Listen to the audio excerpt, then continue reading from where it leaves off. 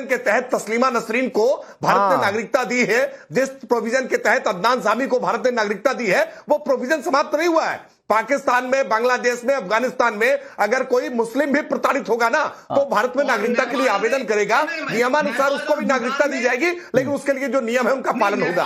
अभी केवल 31 दिसंबर 2014 के पहले जो भारत में प्रवेश कर चुके या भारत में नागरिकता के लिए जिन्होंने आवेदन किया है, पाकिस्तान, बांग्लादेश और अफगानिस्तान के उन सभी हिंदू भाइयों को, सिख भाइयों को, जैन भाइयों को, पारसी भाइयों को, ईसाई भाइयों को भारत उनको नागरिकता देने का कानून पारित कर चुका है। अच्छा, ठीक है। इस पर व्यर्थ विलाप करने का काम मत करिए। राकेश जी, आपने समझा दिया। किसी भी नागरिक के बीच में कोई भी भेद नहीं करता है, ये किसी नागरिक की नागरिकता नहीं छीनता है, ये बात स्पष्ट है। ठीक है सैफ भाई, आप कह रहे हैं नेपाल और भूटान क्यों नहीं? सर वहां पर हिंदुओं पर अत्याचार इसलिए नहीं है कि वो हिंदू हैं। मैं एक छोटी सी चीज बताता हूं आपको, पाकिस्तान के अरे सैफ भाई आप मेरी बात तो सुनेंगे। सैफ भाई प्लीज प्लीज प्लीज, मैं कह रहा हूं पाकिस्तान की स्थिति क्या है। वहां पर एक क्रिकेटर हुआ करते थे राजा मोहम्मद यूसुफ, जिन्हें कन्वर्ट करना पड़ा क्योंकि उन्हें पाकिस्तान में क्रिकेट खेलना था। तो अल्पसंख्यकों के हाल देखिए, मैं आंकड़े नहीं, मैं आपको जो एग्जांपल से मैं उस पर बता रहा हूं। लेकिन सैफ भाई सुनिए मेरी बात सुनिए। बीजेपी के अगर प्रवक्ता नहीं सैफ भाई ठीक है,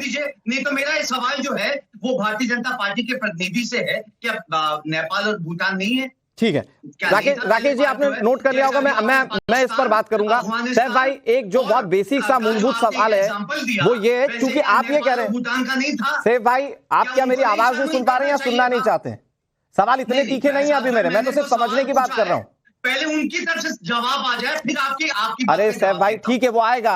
मैं आपको बोलने का मौका दे रहा हूं, आपको चाहिए कि आप उनसे सवाल करें। इन्होंने ये भी जवाब नहीं दिया और अरे वो देंगे सैफ भाई, वो देंगे। तारिक भाई मैं आ रहा हूं आपके पास। आप देखिए आपके सहयोगी किस तरह से टाइम वेस्ट कर रहे हैं। सैफ भाई प्लीज मेरी बात सुन लीजिए, सवाल सुन लीजिए। तारिक भाई मैं आ रहा हूं जवाब पूछना हुआ और सवाल सैफ भाई प्लीज, सैफ जी प्लीज, आपकी बात का भी जो है आप सैफ जी आप टाइम वेस्ट कर रहे हैं सर।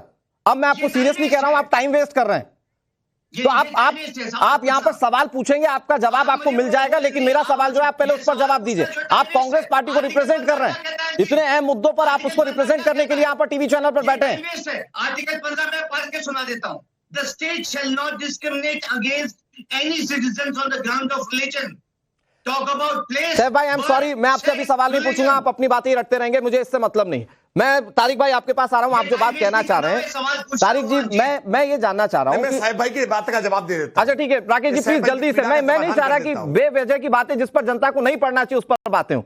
जल्दी से राकेश जी प्लीज। क्यों नहीं पढ़ना चाहिए? क्यों आप नेपाल भूटान की बात कर रहे हैं? आज देश में सीए की बात होनी चाहिए कि नहीं होनी चाहिए? आपको नेपाल भूटान की पड़ी हुई है, फालतू बात कर रहे हैं आप। जल्दी से प्लीज राकेश जी। दो बातें ठीक है राकेश जी जल्दी से प्लीज कंक्लूड कर लीजिए। एक तो सैफ खान इस बात के जानकार हैं, सैफ खान कोई अनभिज्ञ नहीं है। सैफ जानबूझ करके अफवाह फैलाने का प्रयास कर रहे हैं। मैं स्पष्ट तौर पर कह रहा हूं कि भारत का संविधान भारत के नागरिकों पर लागू है ना।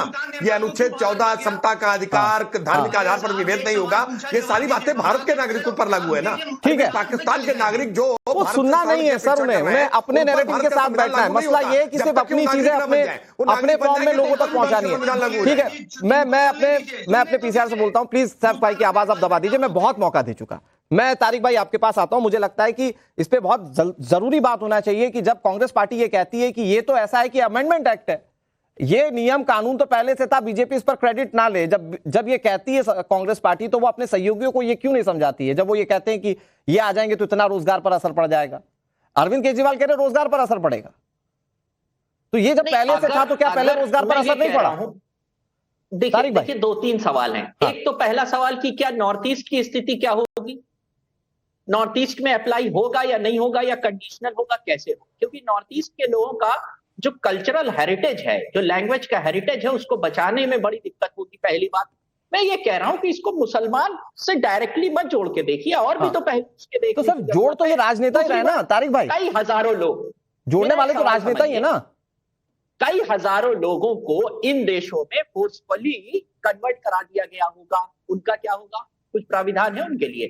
जब आप बन गए हैं विश्व गुरु और चाहते हैं कि सबको यहां बुला लें, तो उन देशों में फोर्सफुली कन्वर्जन हुआ कि नहीं, वो पॉइंट नंबर 1। अगर हुआ उनके लिए कुछ करेंगे क्या आप? लिस्ट मांगेंगे बांग्लादेश से? लेकिन तारिक भाई जो देश हमसे अलग हुए धर्म के नाम पर, जिन्होंने देश मांगा, वो तो अपनी स्वेच्छा से अलग हुए ना सर।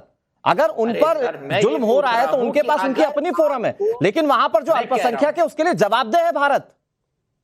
नहीं, ठीक है, भारत जवाबदेह रहे, मैं कहा कह रहा हूं के लिए भारत जवाबदेह न रहे, लेकिन मूलभूत सवाल वहीं आके फंसता है कि जब हमारी अपनी समस्याएं घर की सुलझी नहीं है, 2 रोटी है और घर में 3 बच्चे भूखे बैठे, और आप कह रहे हो कि उसमें 1 रोटी बगल वाले को दे, बगल वाला भाई है मानता हूं, लेकिन अभी नहीं देंगे रोटी पहले अपने बच्चों का पेट तो भर ले सर। इस सवाल को अगर विपक्ष उठाता है तो हमें बता दिया जाता है हम खालिस्तानी। ठीक है राकेश जी, मैं आखिरी में कोशिश करूंगा, शबनम खान कुछ कहना चाह रही हैं।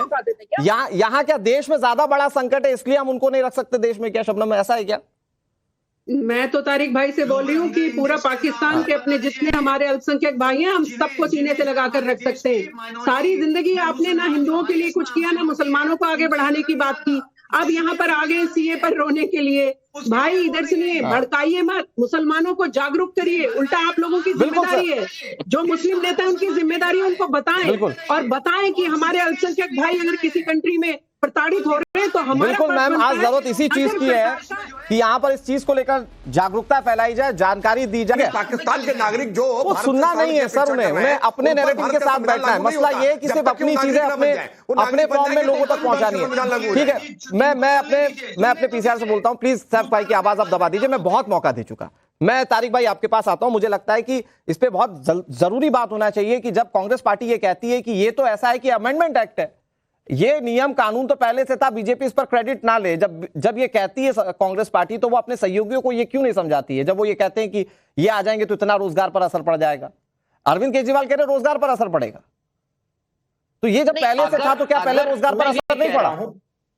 देखिए 2-3 सवाल हैं। एक तो पहला सवाल कि क्या नॉर्थ ईस्ट की स्थिति क्या होगी, नॉर्थ ईस्ट में अप्लाई होगा या नहीं होगा, या कंडीशनल होगा, कैसे होगा? क्योंकि नॉर्थ ईस्ट के लोगों का जो कल्चरल हेरिटेज है, जो लैंग्वेज का हेरिटेज है, उसको बचाने में बड़ी दिक्कत होगी। पहली बात मैं ये कह रहा हूं कि इसको मुसलमान से डायरेक्टली मत जोड़ के देखिए, और भी तो पहले उसके देखिए। तो सर जोड़ तो ये राजनेता ही रहे ना तारिक भाई, कई हजारों लोग जोड़ने वाले तो राजनेता ही है ना।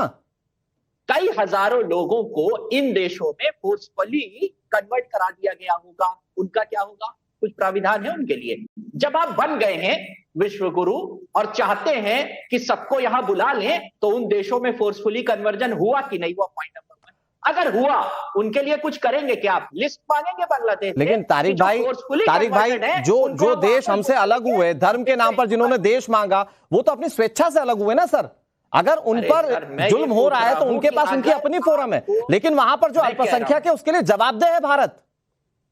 नहीं, ठीक है, भारत जवाबदेह रहे, मैं कहा कह रहा हूं के लिए भारत जवाबदेह न रहे, लेकिन मूलभूत सवाल वहीं आके फंसता है कि जब हमारी अपनी समस्याएं घर की सुलझी नहीं है, 2 रोटी है और घर में 3 बच्चे भूखे बैठे, और आप कह रहे हो कि उसमें 1 रोटी बगल वाले को दे, बगल वाला भाई है मानता हूं, लेकिन अभी नहीं देंगे रोटी पहले अपने बच्चों का पेट तो भर ले सर। इस सवाल को अगर विपक्ष उठाता है तो हमें बता दिया जाता है हम खालिस्तानी। ठीक है राकेश जी, मैं आखिरी में कोशिश करूंगा, शबनम खान कुछ कहना चाह रही हैं। यहाँ क्या देश में ज्यादा बड़ा संकट है इसलिए हम उनको नहीं रख सकते देश में, क्या शबनम ऐसा है क्या?